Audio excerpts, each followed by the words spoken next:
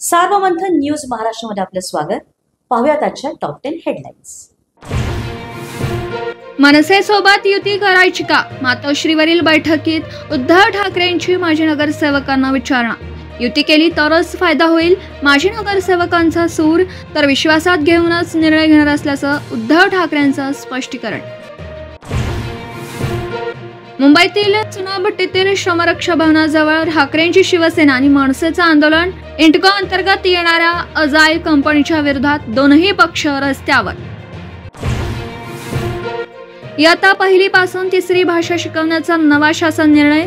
हिंदी शिकवण्यासाठी अनिवार्य शब्द मागे, तर तिसरी भाषा शिकवली जाणार। हिंदीऐवजी इतर भाषा शिकायची असेल तर 20हून अधिक विद्यार्थी गरजेचे। महाराष्ट्रात हिंदी भाषेची सक्ती केल्यास संघर्ष अटळ, राज ठाकरेंचा इशारा।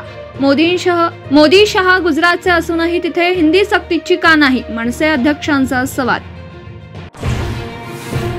IAS अधिकाऱ्यांच्या सोयीसाठी हिंदीची सक्ती केली जाते का? राज ठाकरेंची विचारणा। शाळांमध्ये हिंदी कशी शिकवतात ते बघतो, राज ठाकरेंचं अल्टिमेटम। मराठीला नाही, हिंदीला पर्याय दिले, मुख्यमंत्री फडणवीसांचा दावा।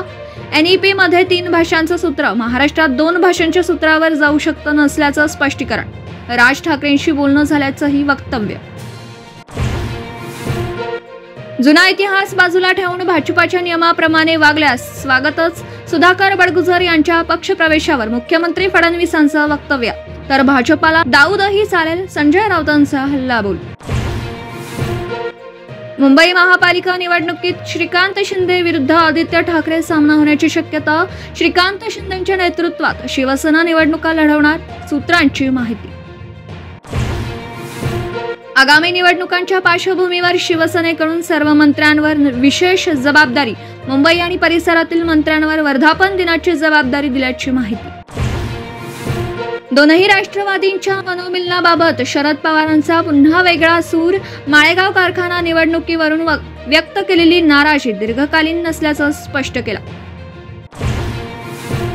संभाजीनगर दरोडा प्रकरणात नवा ट्विस्ट, लड्डांच्या घरातील करोडो रुपये जादूटोण्याद्वारे गायब करण्याचा आरोपी बाबासाहेब इंगळेंचा प्रयत्न होता, पोलीस तपासातून समोर।